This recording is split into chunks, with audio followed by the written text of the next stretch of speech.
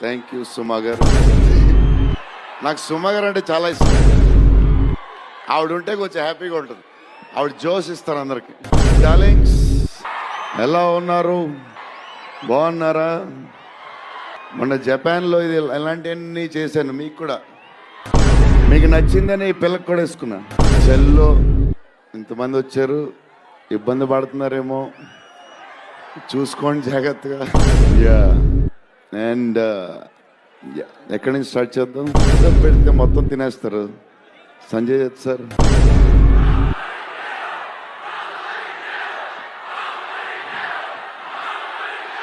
నా స్పీచ్ ఇలాగే ఉంటుంది బోరింగ్ అని చెప్పి బాహుబలి చేయమంటున్నారు కదా, ఎప్పుడు ఇలాగే చెప్తాడు.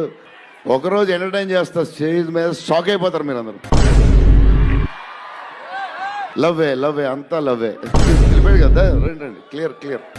నీ ధైర్యం నాకు ఎప్పుడు రావట్లేదు. ఈ సూట్ వేసుకు రాలేకపోతున్నాను ఫంక్షన్కి. కబోర్డ్ నిండుగా ఒక 200 బట్టలు ఉంటాయి.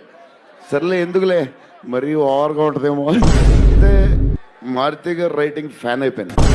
అసలు ఈ క్లైమాక్స్ డార్లింగ్ పెన్తో రాసావు, మిషన్ గన్తో రాసావు చెప్పు.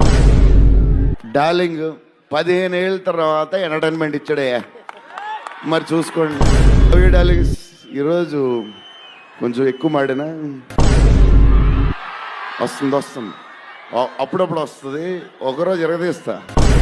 విశ్వప్రసాద్ గారి బడ్జెట్, ఈయన మెంటలు అన్నీ వదులుతాయి.